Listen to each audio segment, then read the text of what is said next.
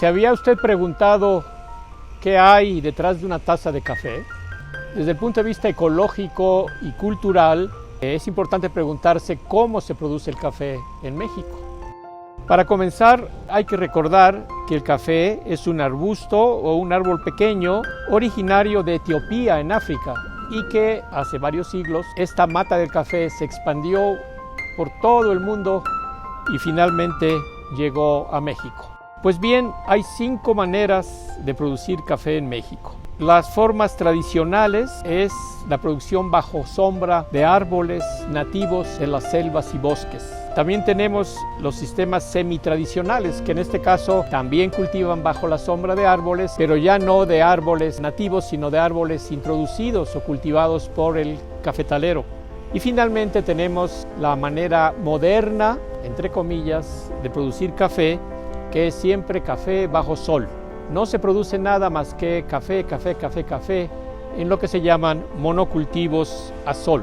Pero la casualidad es que estos sistemas modernos requieren de variedades ya genéticamente mejoradas, de agroquímicos, de plaguicidas y de máquinas para producir el café. En México, el café lo producen más o menos 560,000 productores en unas 700,000 hectáreas. El 90% se produce bajo la sombra de árboles y la mitad del café que se produce en México se exporta y la otra mitad se consume dentro del país. ¿Quiénes producen este café bajo sombra? Pues lo producen pequeños productores indígenas de más de 25 culturas en predios de hasta 5 hectáreas. 550,000 pequeñísimos productores generan este café bajo sombra, es decir, pertenecientes a familias de unos 3 millones de mexicanos.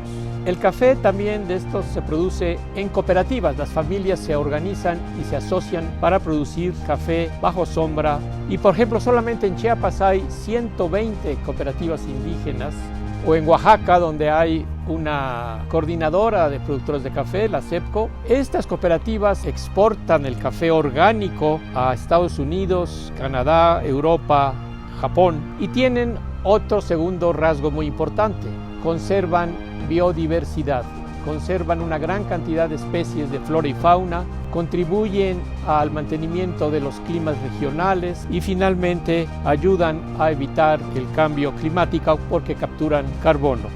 Crean verdaderos jardines de café. Ejemplos son el Telón de los Huastecos de San Luis Potosí y el Coctaquiloyan de los pueblos nahuas de la Sierra Norte de Puebla. Permítanme hablar un poco del Coctaquiloyan. A primera vista parece un bosque secundario o una selva mediana, pero si se observa con detalle y se analiza su estructura y sus especies, se revela que en realidad el Coctaquiloyan es una creación biocultural. Es un diseño agroforestal original, producto de una tecnología orgánica. En el Coctaquiloyan se manejan unas 300 especies de plantas útiles. Tiene la enorme virtud de ser un paisaje que produce conservando y que conserva produciendo. Es una naturaleza domesticada, no explotada, que ha sido posible porque los seres humanos se han dejado a su vez domesticar por la naturaleza. Este trabajo conjunto de reciprocidad entre las culturas y la naturaleza resulta no solo del detallado conocimiento indígena, sino de su actitud de respeto y cooperación, una característica de las culturas originarias de México y del mundo. En los últimos años, las cooperativas indígenas de producción de café ya están también vendiendo café en México y han creado sus propias cafeterías de enorme éxito en las ciudades de Puebla, Guadalajara y Ciudad de México, por supuesto. Concluyendo, hay que consumir café de México, pero no cualquier café. Con esta información y la que ustedes pueden conseguir a través del internet, ustedes pueden convertirse en consumidores responsables y conscientes. Consuma no café solubles, sino café de las cooperativas indígenas, y al consumirlo ustedes apoyan a una familia indígena y su sistema de agroforestal que conserva biodiversidad y productos para los propios habitantes de las localidades y de las regiones.